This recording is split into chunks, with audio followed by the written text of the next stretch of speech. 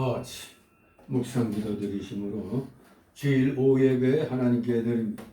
다 같이 묵도 드립니다.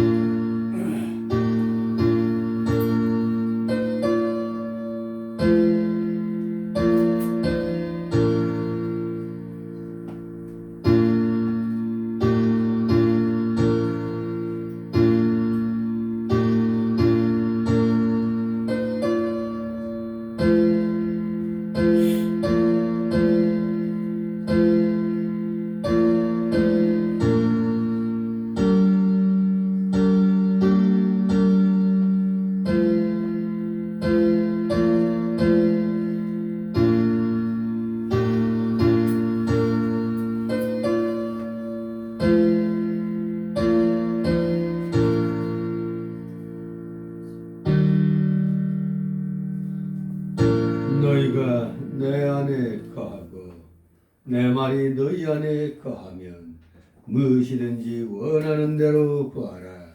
그리하면 이루리라. 아멘. 다같이 사도신경으로 신앙 고백 이렇게 드립니다. 전능하사 천지를 만드신 하나님 아버지를 내가 믿사오며 그 외아들 우리 주 예수 그리스도를 믿사오니 이는 성령으로 잉태하사 동정녀 마리아에게 나시고 본디오 빌라도에게 고난을 받으사 십자가에 못 박혀 죽으시고 장사한 지 사흘 만에 죽은 자 가운데서 다시 살아나시며 하늘에 오르사 전능하신 하나님 편에 앉아 계시다. 저리로서 산 자와 죽은 자를 심판하러 오시리라. 성령을 믿사오며 거룩한 공예와 성도가 서로 곁하는 것과 죄를 사하여 주시는 것과 몸이 다시 사는 것과 영원히 사는 것을 믿사옵나이다. 아멘. 찬송가 91장 부르시는 이 시간을 위해 최홍석 권사님 기도 인도하십니다. 91장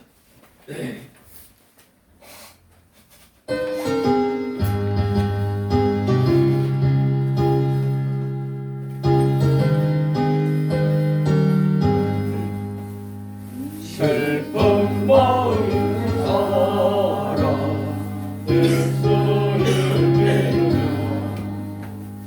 영원토록 변함없는 기쁜 마음 얻으리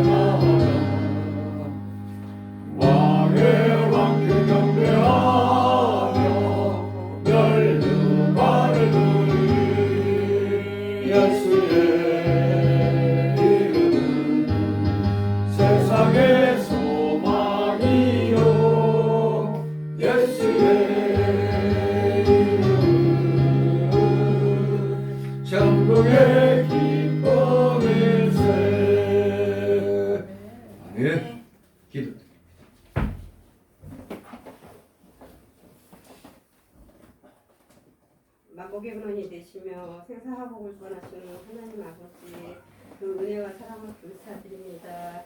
우리의 마음과 정성을 다하여 예배드리게 하시고 하나님만이 홀로 영광 받아 주시옵소서. 저희가 겸손함으로 엎드릴 때 우리의 악한 죄악과 교만함을 용서하여 주옵시고 예수 그리스도의 보혈의 피로 용서하여 주시옵소서. 우리 심령이 주님의 거룩한 옷을 입혀 주시고 하나님만이 영광 가득한 예배의 시간이 되도록 역사하여 주시옵소서. 5월은 가정의 달입니다. 귀한 가정들이 예수 그리스도를 믿어 구원을 받으며 하나님을 경배하며 예배하는 가정 되기를 원합니다. 우리를 도우시며 말씀을 붙들어 기도함으로 하나님께 해결받을 수 있도록 각 가정에 믿음을 주시옵시고 또한 각 가정의 예배가 회복되기를 원합니다. 가족 간에 막힌 담이 막혀 있다며 예수 그리스도의 사랑으로 담이 허물어지는 하나님의 역사가 있게 도와주시옵소서. 몸된 교회를 세우신 하나님 아버지, 우리 교회가 하나님 뜻이 이루어지고 성령님이 역사하사 귀한 믿음의 공동체가 되게 하여 주시옵소서. 주님의 마음을 품을 수 있는 믿음을 주시고 하나님의 뜻대로 마음껏 쓰시는 교회 되게 하여 주시옵시며 지체들이 매일 밥을 먹는 것처럼 말씀을 읽게 하시고 기도에 불이 꺼지지 않으며 예배를 생명보다 귀하게 여기는 교회의 지체들이 되게 하여 주시옵소서. 아멘. 특별히 우선순위를 하나님께 둘 수 있는 순종하는 지체들이 되도록 역사하여 주시옵시며 나라의 세계 열방을 위하여 쉬지 않고 기도하는 교회 되게 하여 주시옵소서. 성도들의 말씀의 삶을 날아갈 수 있는 성숙한 그리스도인이 될 수 있도록 인도하여 주시옵시고 교회 안에 서로 사랑하게 도와주시옵소서. 소외되고 어려운 가운데 있는 가정들을 도우며 섬기는 교회 되게 하여 주시옵시고 어려운 이들을 돌보며 부재함으로 영혼을 살리는 사랑의 공동체가 되게 하여 주시옵소서. 세계 선교에 앞장서며 한 영혼을 천하보다 귀하게 여기는 하나님의 마음으로 복음을 전하되는 성교회 되게 하여 주시옵소서. 나라를 돌아보시는 하나님, 이제 6월에 지방선거가 있습니다. 국민들이 마음으로 감정으로 인하여 분열되지 않게 하시고 한마음이 되게 하시며 무엇보다도 하나님을 두려워하는 정직한 정치인이 당선되기를 간절히 기도합니다. 이를 위해 한국교회 하나님 앞에 무릎 꿇으며 작정하며 집중함으로 기도하게 인도하여 주시옵소서. 모든 교회들이 나라를 위해 기도하는데 앞장설 수 있도록 은혜를 주시옵소서. 낙심하지 않고 우리를 살리신 유일하신 하나님을 기억하며 영원히 소생케 되는 역사가 있게 하옵소서. 하나님 아버지, 오늘도 단위에 세워주신 목사님을 통하여 말씀이 선포될 때 능력을 부어주사 말씀을 듣는 모든 성도들이 아멘으로 화답하며 하나님께서 기뻐 받으시는 예배되게 하옵소서. 모든 말씀 예수 그리스도를 받도록 기도드립니다. 아멘.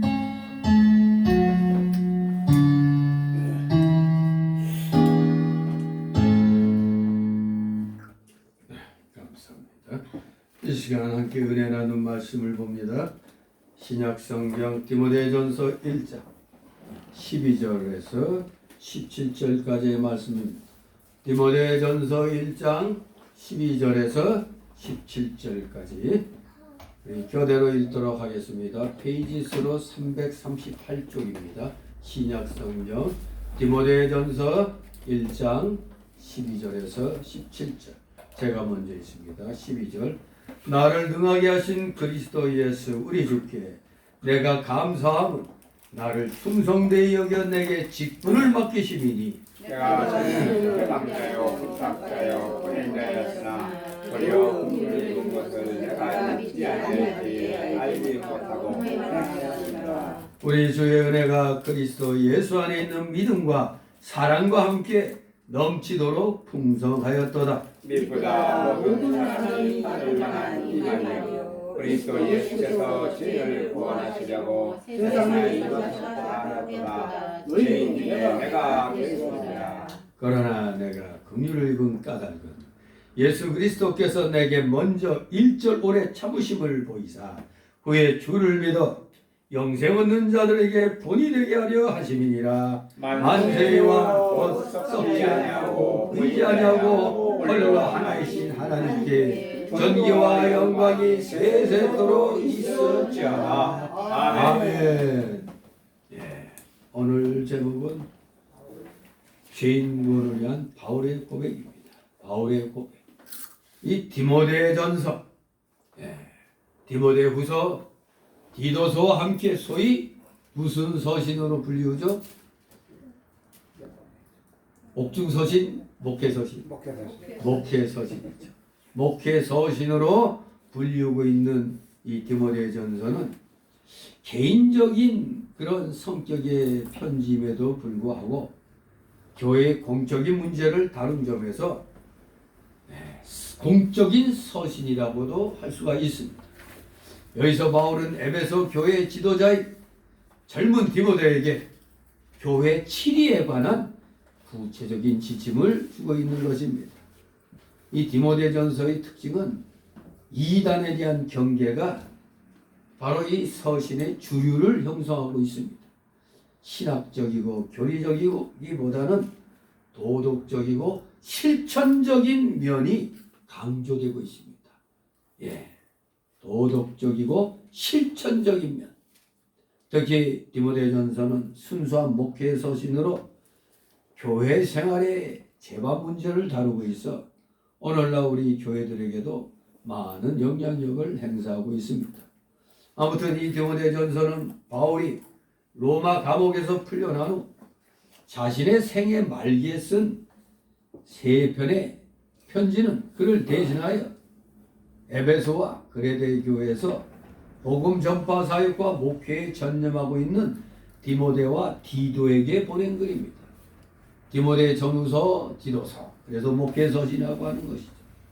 한편 이 세 서신들은 18세기에 이르러서 비로소 지금 말씀한 목회서신으로 불려지게 되었습니다. 18세기에 이르러서 목회서신이라는 그런 이름을 얻게 되는 겁니다. 그 이유는 개인적인 서신임에도 불구하고 교회의 조직과 감독, 이단에 대한 경계, 교인들의 윤리적 권면 등 구체적인 목회의 지침을 시달하고 있기 때문입니다. 사실 그 당시 디모데는 젊은 데다가 젊다기 젊은 것도 한 단점이 될 수도 있겠죠. 성격이 소심합니다. 또 나이가 어렸기 때문에 에베소의 교회에서 목회하는 중에 많은 어려움과 고통을 겪었다고 합니다. 역시 어느 정도 연륜이 있어야 좀 성도들과 그 대하기도 편할 텐데 여러분 입장에서도 아주 새파란 사람이 목사로 와가지고 옛날에 그 어디야 저기 거창 쪽에 누구야 되지? 그러니까 이름이 생각나네요. 제가 그 전에 신학교 맨 처음 들어갔던 잠실동교에 있었죠. 거기 그 교단을 이룬 그 목사님이 계셨죠. 근데 그 교단은 백목사님. 맞아. 소위 백파라고도 얘기했죠. 그 교단에서는 그날 총회장이 설교를 하면은 그 설교한 내용이 모든 지교회 목사들에게 또 지교회 목사들에게 들으면 그 설교 내용이 주일학교에. 근데 이게 그 총회장 목사님은 옛날 사람이라 그 어려운 한자어가 많아. 그런데다가 이걸 젊은 사람들이 그대로 쓰기는 곤란하거든요. 그럼 좀 용어를 현대에 맞게 이제 바꿔야 되는데 어떤 경우는 그걸 그대로 써버린단 말이에요. 그러니 알아듣기 힘든 거죠. 심지어는 그때 그 나이 드신 백 목사님이 내가 만주사변 때 한 얘기를 갖다 그 젊은 목사가 또 이 설교를 하면서 내가 만주사변 때 그걸 그대로 읽었단 말이에요. 이게 말이 안 되는 거잖아요. 네? 마치 유교 경험도 안 한 젊은 목사가 내가 6.25 때 이렇게 나오는 거랑 똑같은 거죠.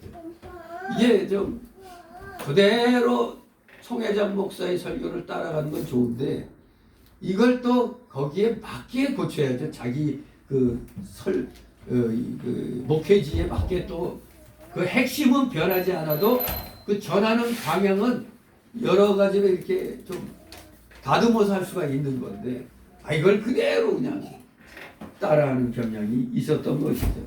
그러니 나이가 어린 사람이 아무래도 하면은 세상 경험도 없잖아요. 세상에 그 돈 벌기 위해서 직장 생활하면서 얼마나 피 터지게 싸워요. 근데 그런 경험도 없는 목사들 많습니다. 자기가 정말 피눈물 나게 이 돈을 벌기 위해서 그렇게 애를 쓴 그런 게 하다가 목회하는 사람들하고 그냥 뭐 순풍에 돛단 듯이 그냥 부모덕에 그냥 잘 이렇게 좋은 학교 나오고 또 외국 유학 갔다 오고 그래서 박사학위 받았고 온 사람들 이 인생의 쓴맛을 모른단 말이에요. 잘. 그 인생에 쓰고 단 맛을 잘 모른단 말이에요. 그러니까 아무래도 좀 하나님 말씀 가지고 전달한다고 하면서도 인생 경험이 적으면 아무래도 교인들이 받기가 어려운 게 있을 거예요. 근데 사실 우리 예수님 제자들 보면은 다 현장에서 열심히 먹고 살기 위해서 애를 썼던 사람들이에요. 그런 사람들이 다 예수님 제자가 됐잖아요. 오늘날 그냥 좋은 집안에서 목회자 집안에서 그냥 별 문제 없이 자라가지고 공부하고 뭐 신학교 가고 또 유학 갔다 오고 이런 사람들은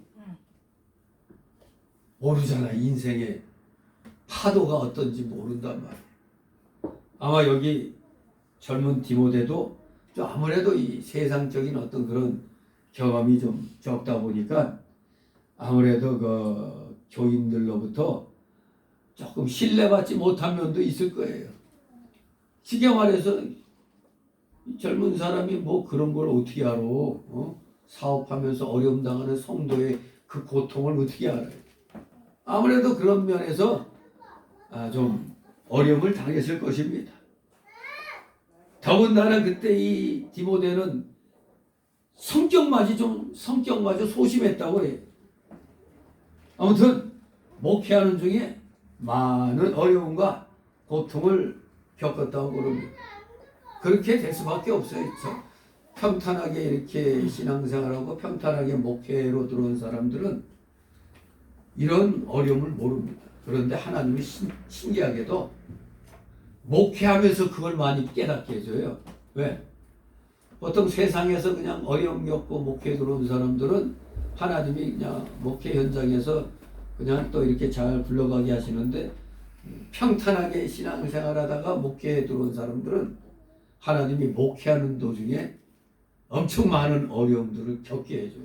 왜? 그래야지 성장하니까. 그런 면이 있는 것 같습니다. 보면은 그런 걸 고민이라고 얘기하는 목사들이 많거든요. 젊은 목사들 가운데. 그 세상의 인생 경험이 적다 보니까 아니 뭐 언제 뭐 사업을 해서 빚독촉을 받아본 적이 있나. 그래 성도들이 어려움 겪고 있으면 부도나고 막 하는 이런 일 겪으면 얼만큼 어려운 줄 모르잖아요. 그 심정이 어떤지 모르잖아요. 빚에 시달리는 그 심정, 그거 전혀 모르거든요. 그래서 기도를 하더라도 그런 경험이 있는 목사가 기도하는 내용과 그런 경험이 없이 기도해 주는 목사 그게 같겠습니까? 그게 벌써 느끼는 게 다르잖아요. 그야말로 그걸 놓고 기도하는 경험했던 목사들은 지난날 자신이 겪은 그 어려움이 그대로 이 전달되잖아요. 그런데 그 성도를 위해서 더욱더 진짜 가슴 아프게 하나님 앞에 구할 수가 있잖아요. 근데 그게 경험이 없는 목회자는 하나님 이거 잘 풀어주소서 그걸로 끝나는 거죠. 뭐 그 어려움을 어떻게 합니까? 아무튼 목회하는 중에 이렇게 많은 어려움과 또 고통을 겪게 되는 것입니다. 여기에 바울 사도가 이 디모데전서를 통해 젊은 디모데에게 구체적인 교회 조직 및 목회 원리를 설명함과 아울러서 아버지의 마음, 아버지의 사랑, 그 부성애가 넘치는 위로와 격려를 또한 주고 있는 것을 이 서신을 통해서 우리는 보게 되는 것입니다. 여기서 특히 바울은 거짓 교사들의 가르침에 대해 복음의 진리로 맞서 싸우며 하나님의 말씀으로 성도들을 바로 가르쳐서 그들로 하여금 그리스도인의 삶의 자세를 견지하도록 디모데 목사여 너는 그렇게 해야 된다 이렇게 권면함으로써 디모데가 자기에게 맡겨진 사명을 완수하도록 지금 부드럽게 그러면서도 아버지의 그 사랑의 마음으로 명령을 하고 있는 게 이 디모데 전서입니다. 특히 이 1장 같은 경우는 교리적인 교훈이 주가 되는데 바울은 디모데에 대해서 문안 인사를 하고 나서 바로 그 당시에 어떤 이단이 발흥하고 있었느냐 1세기에서 3세기경까지 소위 말하는 그노시스 영지주의가 기독교계에 빨이 틀고 굉장히 목회자들을 괴롭히고 있었습니다.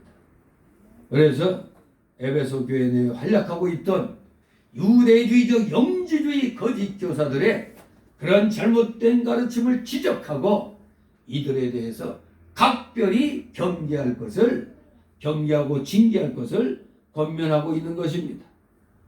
그리고 그는 자신이 그리스도를 믿고 사도로 부르심을 입어 복음 전도사에게 헌신하게 된 경위를 설명을 합니다. 그게 오늘의 그 바울의 고백의 내용입니다.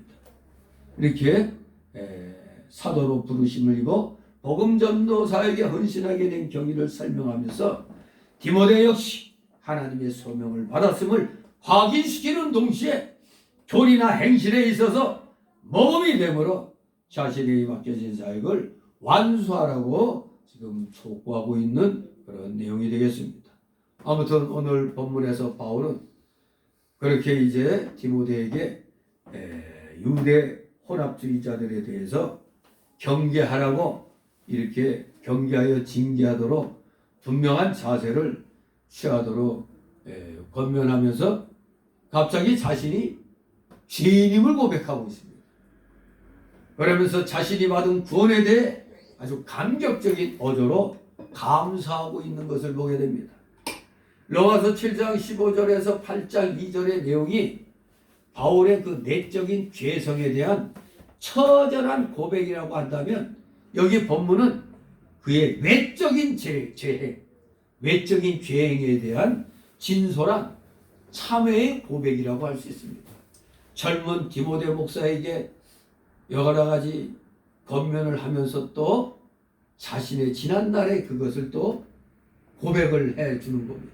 나 옛날에 이런 사람이었다는 것도 아울러서 디모데에게 가르쳐 주는 겁니다. 나에 비하면 너는 좀 더 순수하지 않겠는가 그런 마음도 있었던 것이죠. 자 12절 있습니다. 나를 능하게 하신 그리스도 예수 우리 주께 내가 감사함 나를 충성되이 여겨 내게 직분을 맡기시리니 아멘. 그렇습니다. 하나님이 바울 사도에게 직분을 맡길 때 자격이 있어서 맡긴 게 아니었다 이겁니다.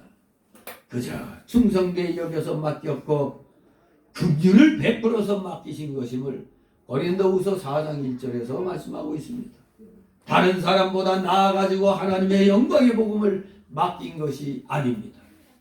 부족하지만 충성되이 여겨서 복음을 맡겼으므로 맡은 자들은 하나님 앞에 더욱 충성된 사람이 되어서 그 사명을 감당해야 하겠습니다. 우리 하나님께서는 충성된 사람을 쓰십니다. 충성된 사람. 느헤미야 7장 2절에 보면 느헤미야가 동생 하나냐가 그 충성되기 때문에 하나님이 쓰신 겁니다. 변변치 않은 자들을 하나님이 충성되이 여겨서 직분을 맡기셨기 때문에 직분을 맡은 사람들은 싫든 좋든 충성된 사람이 되어야 합니다. 그래야 충성스럽게 그 일을 해야 되는 것입니다. 게으른 것이나 불충성은 악입니다. 죄악입니다. 충성된 사람이라야 자기가 맡은 달란트로 장사를 잘해서 배를 남기게 되는 겁니다. 그러나 충성되지 못한 사람은 장사하여 일을 남기지 못하고 받은 그대로 가져오기 때문에 하나님 앞에 악하고 게으른 종이라고 책망을 받는 것입니다. 바울은 고백합니다. 나를 능하게 하신 이는 그리스도 예수 우리 주시라고. 직분을 맡긴 다음에 일심전력을 기울여서 충성을 하면 그 직분을 감당할 만한 능력을 하나님이 주시는 겁니다. 아마 여러분도 스스로 많이 느꼈을 거예요. 내가 뭐가 잘 나갔고 뭐 한 게 아니라 맡겨주니까 하니까 능력이 생기는 겁니다. 이것을 소위 직능이라고 합니다. 직능. 그 직분에 대하여 감당할 만한 은사와 능력을 주시고 또 그 인격을 능하게 해주시는 겁니다. 그러니 염려하지 말고 그저 감사합니다. 충성하겠습니다. 그럼 되는 것입니다. 그렇게 해서 그 일이 성공이 되어 나가게 하시는 겁니다. 그러나 충성되지 않는 자에게는 하나님이 능력을 주시지 않을 뿐 아니라 조금 있는 것까지도 빼앗아가는 겁니다. 그게 마태복음 25장 그 달란트 비유에 나오죠. 한 달란트 받은 사람은 자기 주인이 엄해서 내가 만약에 이거 적자가 되면 혼날까봐 아예 그냥 땅에 묻어두었다가 자랑스럽게 제가 여기 있는 거 그대로 갖고 왔습니다 하니까 예의 약하고 게으른 척하고 그랬잖아요. 그렇습니다. 진실로 충성하지 않는 자에게는 도리어 있는 그것마저 뺏어서 다른 능력 있는 자에게 주시는 겁니다. 우리가 빼앗기지 않으려면 최선을 다해야 됩니다. 13절 있습니다. 내가 전에는 해방자요 핍박자요 거행자였으나 도리어 긍휼을 입은 것은 내가 믿지 아니할 때 알지 못하고 행하였음이라. 아멘. 지난날 바울사도 그때는 이름이 뭐였죠? 사울이라고 그랬죠. 사울. 이게 그 히브리어로 사울은 큰 자란 뜻인데 깨닫고 나니까 자기 이름을 바울로 바꿨는데 이건 작은 자라는 그런 의미입니다. 작은 자. 근데 제가 좀 비슷하지 않아요? 사실 예수 믿을 때 대동이었으면 예수 믿고 난 다음에 소동이라고 바꿔야 되는데 소동이라고 바꾸게 한 것이기 하고 아무튼 바울 사도가 지난 날은 그야말로 해방자 노릇 톡톡했습니다. 핍박죄 포행자였습니다. 그래서 바울은 믿기 전에 지은 죄를 다시 기억하고 자기가 큰 죄인인 것을 하나님 앞에 늘 회개한 것입니다. 지난날에 이런 나를 용서해 주셨으니 얼마나 감사한지 하면서 지난날에 자신의 못된 것을 정말로 회개를 늘 하는 겁니다. 지난날 믿음 생활하기 전에 성도를 핍박하고 회방하고 폭행하고 감옥에 잡아가두고 얼마나 그 열심히 특심인지 기독교인들 잡으러 어디까지 갔다고 다메섹까지 그냥 가서 정말 그 기독교인들을 잡아오는 아주 열성인 사람이었습니다. 더군다나 스데반이 돌에 맞아 죽을 때 거기 있었어요, 없었어요? 있었고 속으로 뭐라고 그랬을까요? 요놈 쌤통이다. 아마 그랬을 겁니다. 그때는 믿음이 없으니까 자기가 저 기독교인들을 잡아갖고 족치던 사람이니까 저는 지독한 놈인데 잘됐다 이렇게 생각했을 거예요. 그러니 예수 믿고 난 다음에는 지난날의 자기 행실을 돌아보며 특히 스데반을 죽인 죄를 늘 잊지 않고 회개하며 살았던 겁니다. 그리하여 사랑하는 제자 디모데에게도 자신이 지난날 이렇게 못돼 먹은 자였다, 큰 죄를 범했다 말해 주는 것입니다. 이거 쉬운 일이 아니죠. 자기 제자한테 지난날에 자기가 못돼 먹은 인간이라는 걸 말해준다는 건 그렇게 사람은 다 지난날을 미워하기 좋잖아요. 나도 왕년에 하긴 뭐랬어. 짓불도 못 해놓고 왕년에. 특히 남자들은 군대 생활 얘기할 때 맨 고문관 역할하고 어디서 딱가리 하던 자들도 뭐 하면 공수맞고 달고 나와가지고 나도 왕년에 막 이러고 있단 말이에요. 얘기 가만 들어보면 이거 아닌데 이렇게 썰 피우는 자들이 많이 있어요. 그러니 뭐 목회자들도 자기 제자한테 자기가 좀 영적으로 큰 자라는 걸 얘기하려고 그러지 지난날에 못돼 먹었던 일 했던 거 얘기 잘 안 합니다. 그러나 디모데한테 바울 사도는 이렇게 옛날 나는 큰 죄를 지은 회방자요, 핍박자요, 포행자였음을 이렇게 말해주는 것입니다. 바울이 회개하기 때문에 하나님께서는 이미 그 죄를 다 용서해 주었습니다. 그런데 왜 바울 사도는 하나님께 용서함 받았는데 회개한 지가 벌써 여러야옥 10여 년이 지난 후에도 왜 믿기 전에 지은 죄를 늘 생각하면서 회개를 하였을까 이겁니다. 한 번 했으면 그만이 되고 구원받으는 이거 용서 못할 겁니다.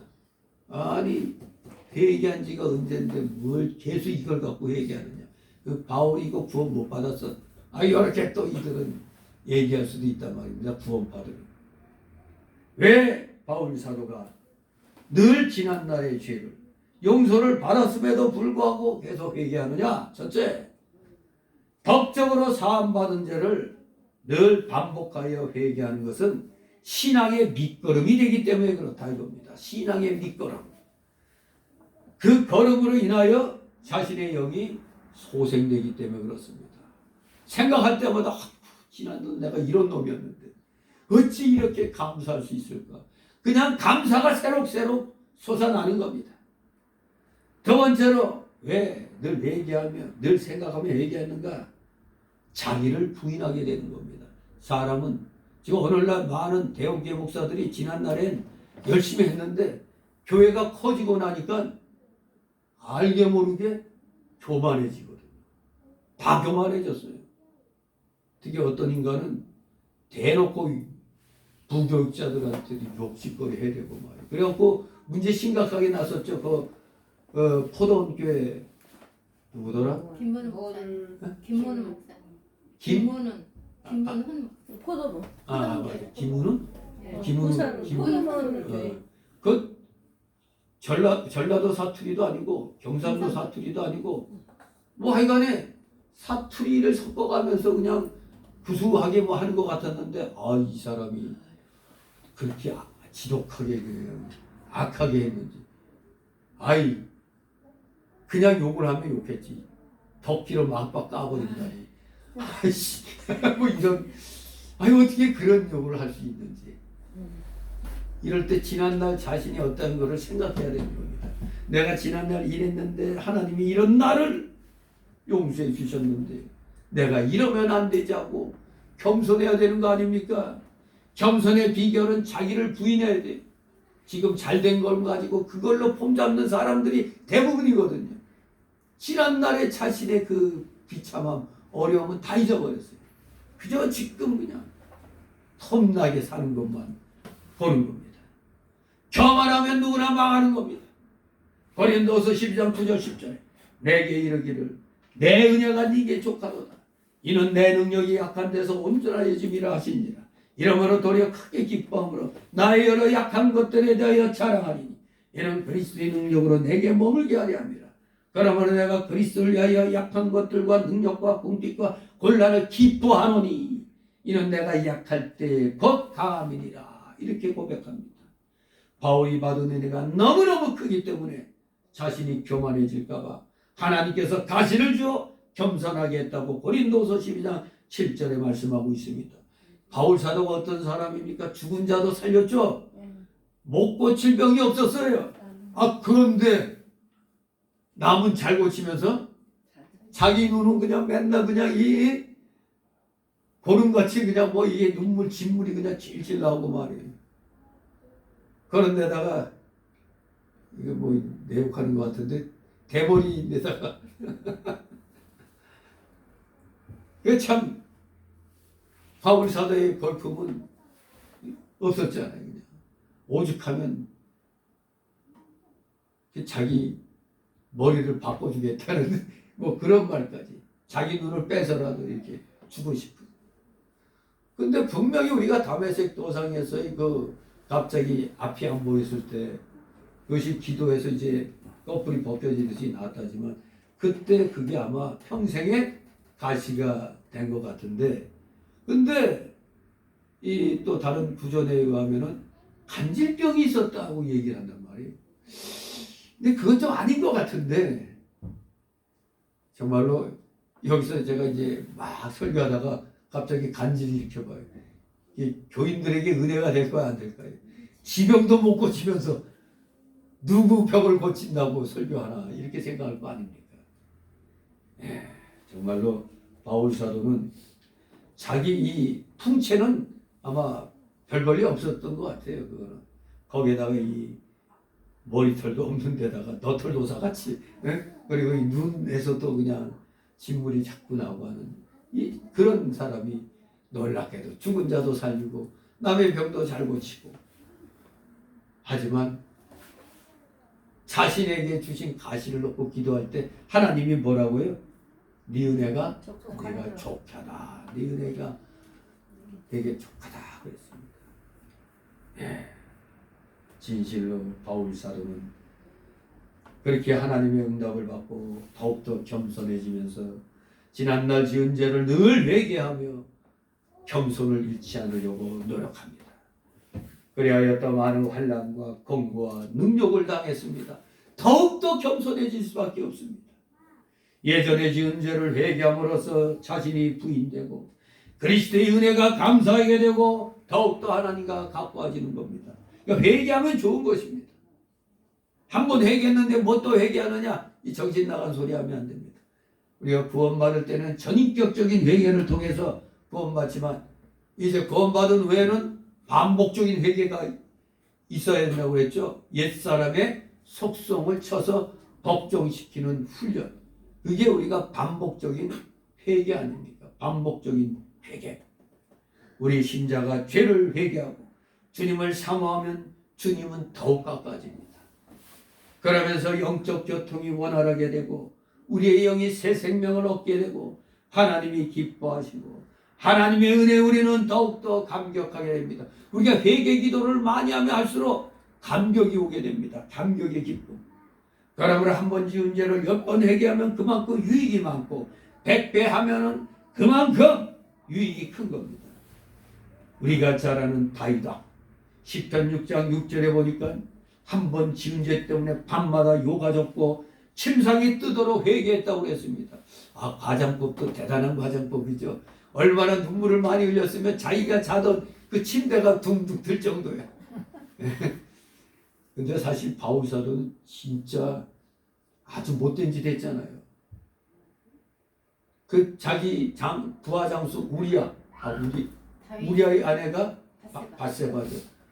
바세바를 탐내서 우리아를 일부러 전쟁에 죽이게 했죠. 그 되게 잔인한 방법이요. 같이 들겨 앞으로 해가지고 열심히 싸우는데 쟤만 남겨놓고 우리만 뒤로. 야, 이걸 참 야비한 거죠 이게. 그래놓고 우리아가 죽게 한 다음에 그 아내를 자기 아내로 삼았죠. 그때 누가 나타났죠? 선지자? 나단 선지자가 아주 그냥 여호와 이름으로 책망을 했었죠. 그때 역시 다윗은 또 회개를 잘해. 즉시 자기의 그 잘못을 뉘우치고 정말 평생 그 죄로 고통을 당했죠. 그래서 죄를 지으면은 회개하며 용서를 해주시지만 그 죄에 대한 흔적은 남는 겁니다. 그래서 그 가정에 탈이 끊어지지 않았죠. 자기 아들에게까지 반란에 의하여 죽임을 당할 수 있는 상황까지 놓였던 것입니다. 아무튼 우리는 하나님 앞에 생각날 때마다 회개하면 되는 겁니다.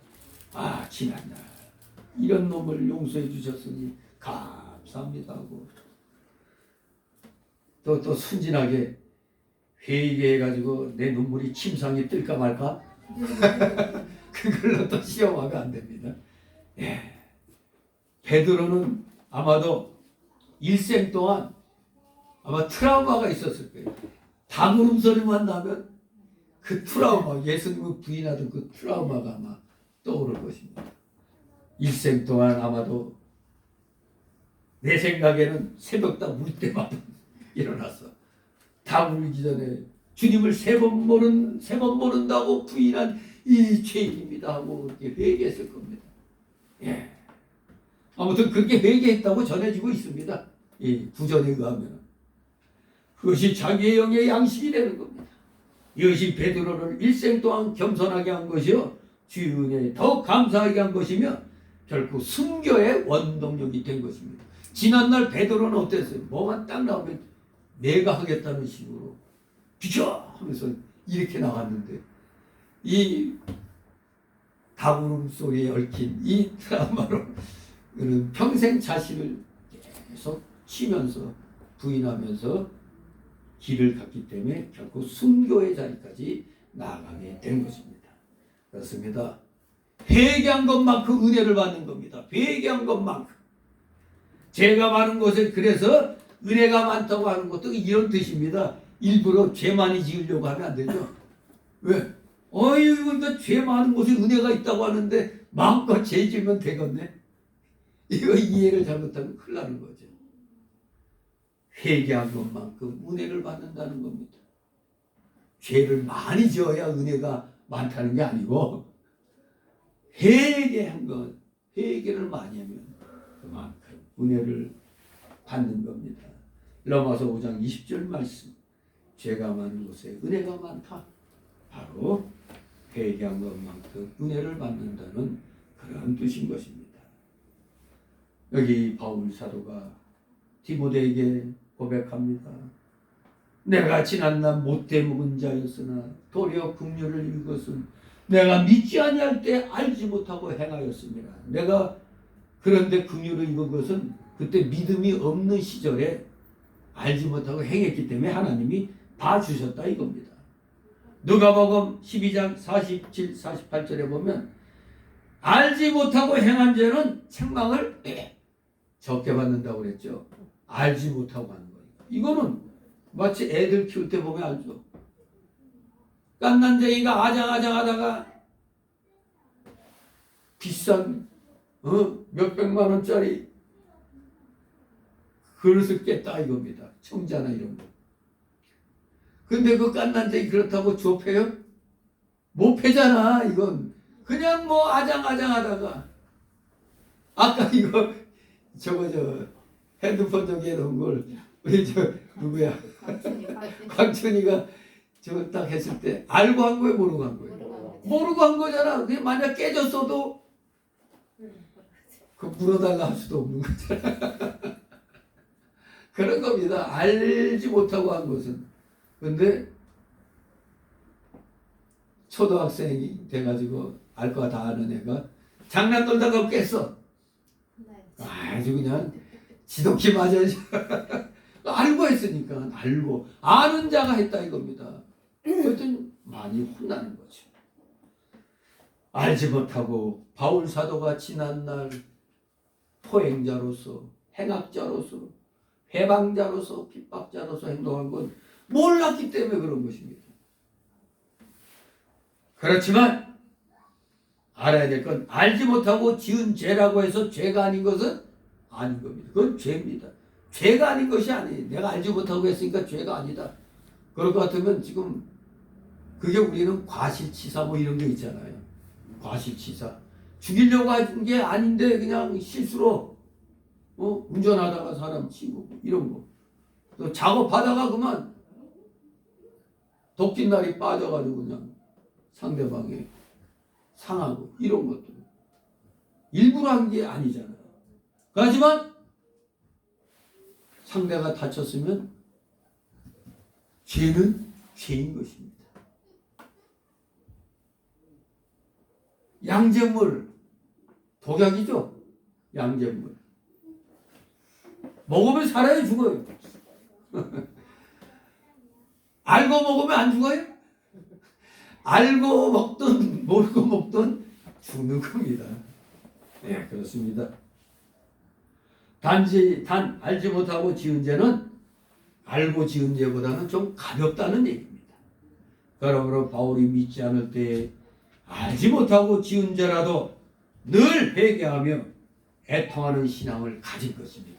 이것을 우리가 바울로부터 배워야 되는 겁니다. 알지 못하고 지은 죄일지라도 늘 회개하며 애통하는 신앙을 가졌다 이겁니다. 그래서 우리 개인적으로 볼 때도 지난날 예수 안 믿을 때 누가 나를 전도하려고 하면은 막 신경을 내고 너나 잘하세요 뭐 그러고 했지 않아요 다. 네. 역시나 나 그 생각하면 아이고 내가 그때 그랬구나. 그걸 또 회개하는 거죠. 이게 내가 그때 어떻게 이거 전도하는 사람들에게 그렇게 물 한 그릇 대접도 못 해주고 욕만 했을까? 그런 생각을 또 하게 되는 겁니다. 늘 회개하며 애통하는 신앙을 가져야 되겠습니다. 14절 15절 우리 주의 은혜가 그리스도 예수 안에 있는 믿음과 사랑과 함께 넘치도록 풍성하였도다. 미쁘다 모든 사람이 바를 만한 이 말이요 그리스도 예수께서 죄인을 구원하시려고 세상에 임하셨다 하였도다. 죄인 중에 내가 괴손이라. 아멘. 참으로 바울 사도가 이렇게 자기가 악한 죄인인 것을 깊이 깨닫고 회개하다 보니까 예수 그리스도의 사랑과 은혜가 더욱더 풍성하게 깨달아졌다 이겁니다. 지난 날을 계속 회개하니까 그만큼 그리스도의 사랑과 은혜는 더 크게 풍성하게 깨닫게 되는 겁니다. 미쁘다 모든 사람이 받을 만한 이 말이요. 미쁘다. 저쪽 관악구청 가는 저쪽 쑥곡에 넘어가면 미쁨교회라는 게 있었죠. 미쁨교회. 근데 맨 처음에는 미쁨교회 할 때 미뿐이 우리 국어 사전으로 신임할 만하다, 신뢰할 만하다, 뭐 좋은 뜻인데 맨 처음에는 미쁘다? 이게 뭔 소리야? 이쁘다는 걸 갖다 미쁘다 그랬나 했는데 바로 신임할 만한 그런 의미입니다. 신임할 만하다. 건강한 자에게는 의원이 쓸데없고 병든 자에게라야 의원이 쓸데있는 것처럼 우리 예수님은 의인을 구하러 이 세상에 오신 것이 아니라 죄인을 구원하러 오셨다고 마태복음 9장 13절에 말씀하고 있죠. 그런데 바로 바울이 뭐라고 고백했습니까?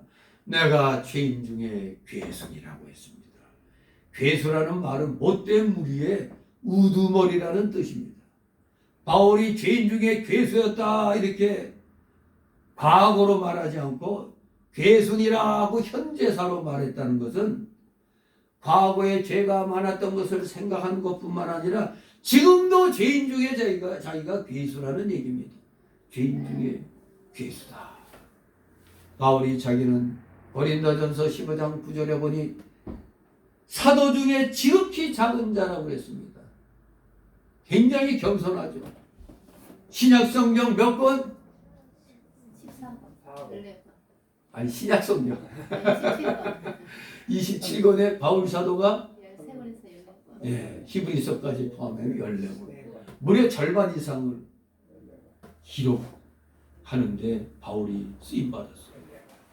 그러면은 사도 중에 사도라고 할 수 있는데 바울 사도는 반대로 사도 중에 지극히 작은 자라고 자신을 표현했습니다. 또 에베소 3장 8절 보면 모든 성도 중에 지극히 작은 자 중에 더 작은 자라고 했습니다. 그러면 바울이 왜 현재 죄인 중에 괴수라고 했는가? 이것은 자기 속에 있는 아직 많이 남아있는 부패성을 붙들고 싸운 결과입니다. 자기 속에 있는 들보를 날마다 발견해서 그 들보를 제거시키는 일을 하는 자는 자신이 죄인의 괴수라고 고백할 수밖에 없습니다. 이거 이놈의 들보를 빼놨는데 또 내일 보니까 또 들보가 또 있네. 그렇습니다. 왜냐하면 다른 사람이 외부로 즉 행동으로 나타낸 죄보다 내 속에 있는 죄가 훨씬 더 크고 많기 때문에 그런 것입니다. 그러나 보통은 형제의 눈 속에 있는 티만 보고 자기 눈 속에 있는 들보는 깨닫지 못합니다. 형제의 눈 속에 있는 티란 것은 형제가 행동으로 지은 죄요. 자기 눈 속에 있는 들보는 내 속에 있는 부패성, 욕심 등의 죄악성을 말합니다. 그것은 자신만이 알고 다른 사람은 모르는 거 아닙니까? 외부로 나타난 도적은 멸하기 쉬워도 자기 속에 있는 도적은 멸하기 힘들다는 말도 있습니다. 뭐 이것은 가깝게는 내 속에 생긴 암덩어리 제거하는 거 쉬워요, 어려워요? 그런데 바깥에 피부에 난 피부병은 고치기가 쉽죠. 눈에 보이니까. 그러나 암은 고치기가 어려운 것입니다. 유대인들이 예수님께 가늠하는 여자를 끌어다 놓고 모세의 율법에는 이 같은 죄인을 돌로 치라고 했는데 선생은 어떻게 말하겠습니까? 어떻게 말하겠습니까? 하고 물으니 예수님이 뭐라고 했죠? 요한복음 8장에 너희 중에 죄 없는 자가 먼저 돌로 치고 먼저 치라고 그랬어요. 너희 중에 죄 없는 자가 돌로 먼저 치라. 마치 이것은 톱만 잡고 그냥 행동은 하지 못하는 사람 얘기하는 거죠. 마치 이 깡패들도 보면은 자기가 아주 굉장히 깡다고 있는 거 보이려고 그냥 뭐 하면 칼 빼들고 확 찔러 죽인다고 막 그러잖아요. 그럴 때 또 어떤 사람은 그걸 보고 뭐라고 그러냐. 딱 배 걷어 찔러봐 임마. 찔러봐. 그럼 막상 찌른다고 큰 소리 치는 놈은 또 못 찔러. 그런 경우가 있습니다. 마치 여기 예수님이 너희 중에 죄 없는 자가 먼저 돌로 쳐 그러니까 모두 다 그냥 갑자기 겁이 덜컥 난 거예요. 이건 나도 속에 죄 있는데 이거 들켰나? 이런 생각을 하게 되는 겁니다. 예, 그들이 다 그 말씀 듣고 양심의 가책을 받아 다 라고 말했던 겁니다. 이것을 보면 속에 있는 죄는 누구에게나 다 있다는 걸 알 수가 있는 겁니다. 너희 중에 죄 없는 자가 먼저 돌로 던져봐 했더니 아무런 돌을 못 던지고 보니까 이놈들 다 뭐가 있구나. 그렇게 되는 겁니다. 자기 속에 있는 죄, 들보를 붙들고 싸우는 자는 자기가 제일 큰 죄인인 줄 알고 탄식하게 될 것입니다. 왜냐? 남의 속에 있는 죄는 알지 못하고 내 속에 있는 죄만 알기 때문입니다.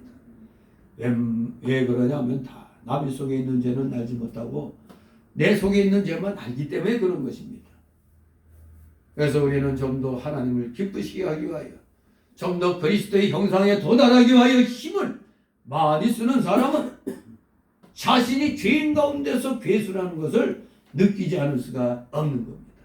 하나님을 기쁘시게 드리려는 마음으로 더욱더 힘을 쓰다 보면 아이고 나 같은 죄인을 하나님이 쓰시는구나.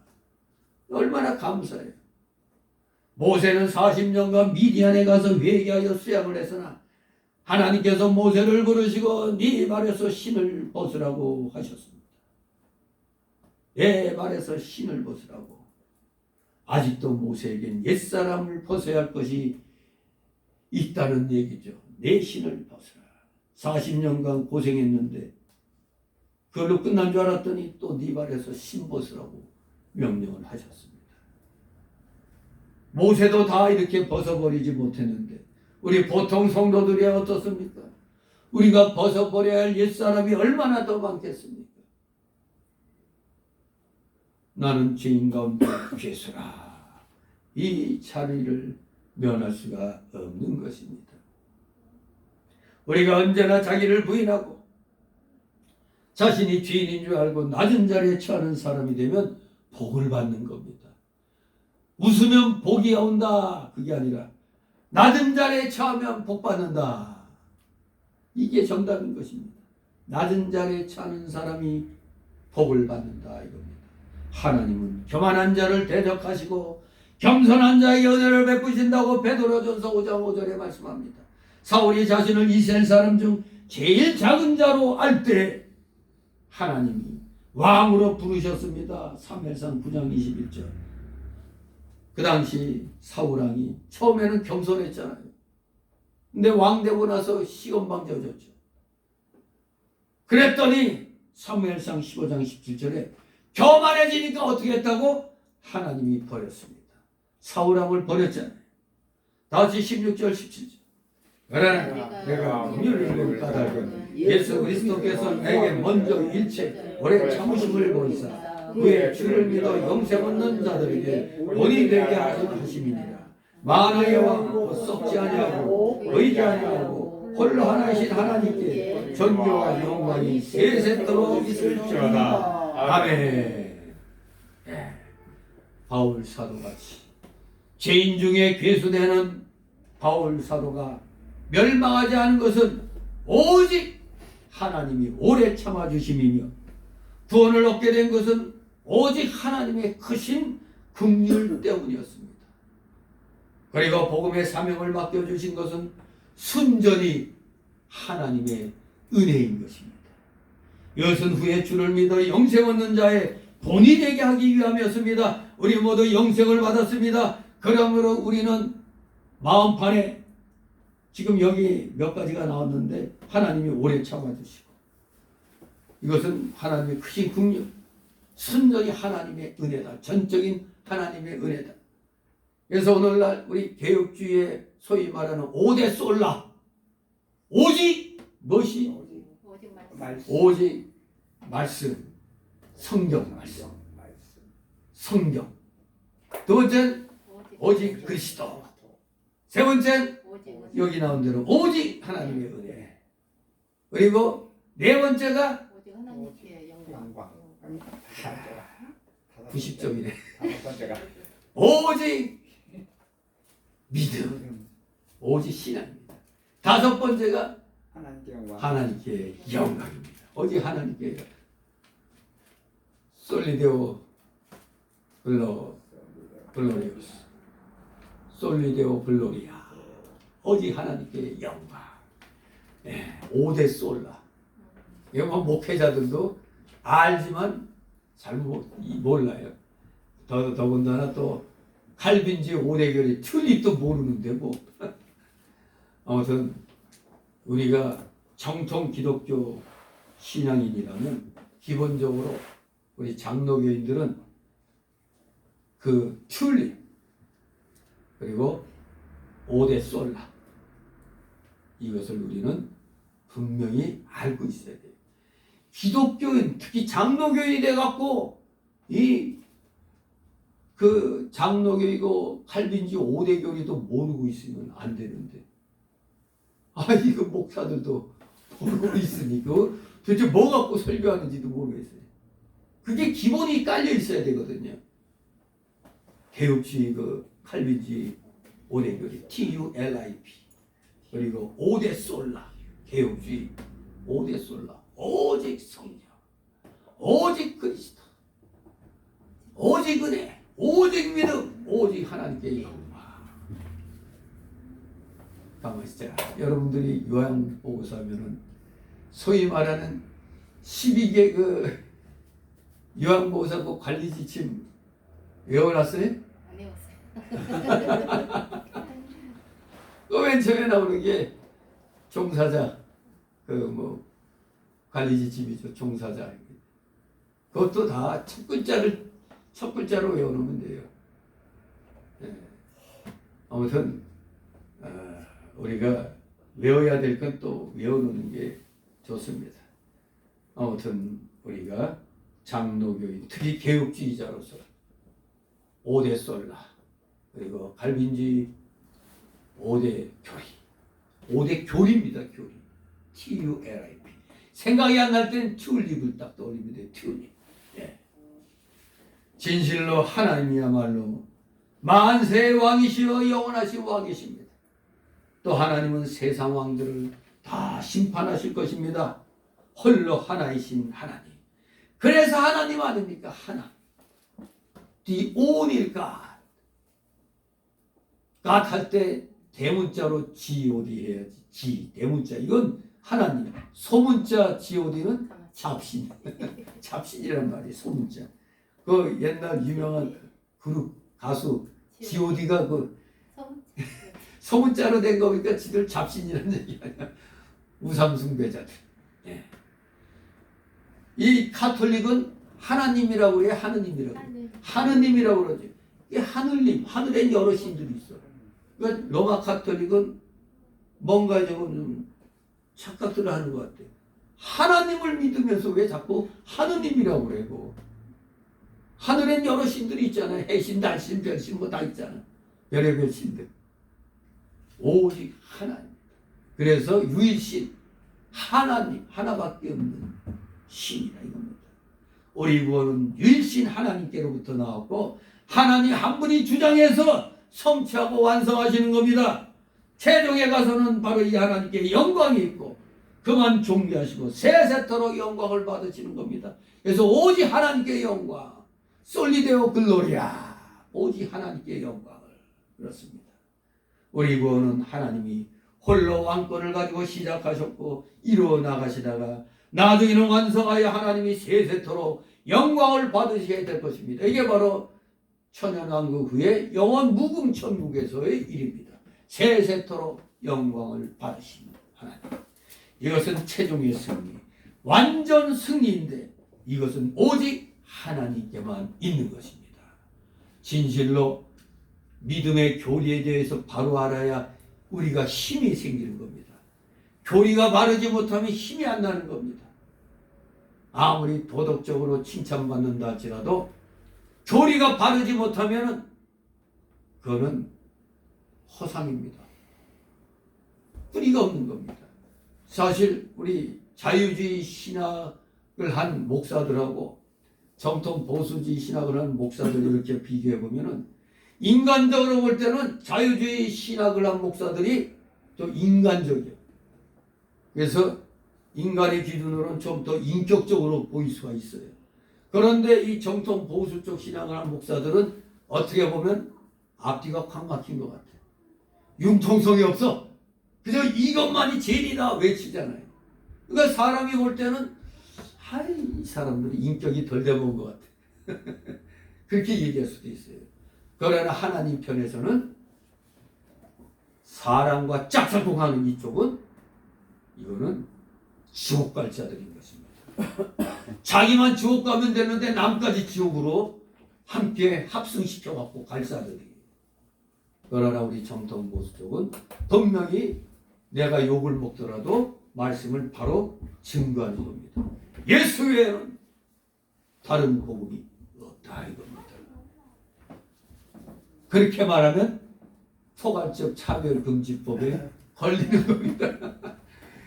아무튼 우리 이 세상 우리가 창세기 1장 28절에 하나님이 우리에게 최초의 문화명령을 내리셨어요.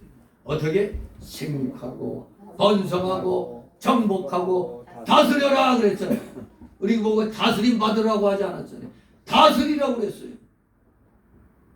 우리가 기독교인이 주인인 겁니다. 지구의 주인은 기독교인인 겁니다. 왜? 하나님이 명령을 내려서 지구를 맡겼잖아요. 총사령관입니다. 우리 예수님이 총사령관. 맡겼으면 다스려야 되는데 도리어 다스려야 될 사람들이 세상 사람들의 눈치 보고 거기에 비율을 맞추고 있으니 이미 창세기 1장의 그 문화명령부터 지금 깨어지고 있다는 사실입니다. 그러니 지금 종말의 때가 다가오고 있다 얘기하는 겁니다. 하나님의 명령을 못 지키고 있으니 이거 되겠습니까? 정신 똑바로 차려서 우리의 그 후손들에게 바울 사도가 젊은 디모데에게 이렇게 권면한 것처럼 우리들도 믿음의 후손들에게 나 지난날에 잘 나가서 이것만 얘기할 게 아니라 내가 지난날에 참 너보다 못된 짓 많이 했어 이런 것도 얘기해 줄 줄 알아야 되는 겁니다. 우리 순수하게 예수님 신앙으로 우리 정말로 누구에게나 다가갈 수 있는 누구나 우리의 믿음을 인정할 수 있는 순수한 그런 순수한 신앙을 갖는 여러분 되시기를 그래야 하나님을 기쁘시게 드린 여러분 되시기를 주님의 이름으로 축원합니다. 기도합니다. 거룩하신 하나님 아버지 은혜를 감사드립니다. 우리 모두 지난날의 그 많은 죄들 주님이 십자가에서 다 도말해 주셨기 때문에 우리는 더 이상 그 죄에 억눌리지 않습니다. 하지만 우리의 신앙 인격의 성장을 위하여 지난날의 그 여러 수많은 죄들을 사하여 주신 주님의 그 은혜를 기억하면서 날마다 바울 사도처럼 나는 죄인 중에 괴수다 이렇게 복장하면서 하나님이 베풀어 주신 은혜에 더욱더 감사 감격하여 더욱더 낮아져서 겸손해짐으로 모든 사람들 앞에서 겸손의 모범을 보이며 오직 하나님께 영광 돌려드리는 삶을 살아가는 진실한 복음의 일꾼들 다 되게 하여 주시옵소서. 감사드리며 예수 그리스도의 이름으로 기도드리옵나이다. 아멘.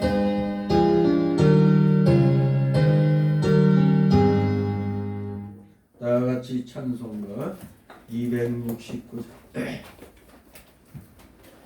269장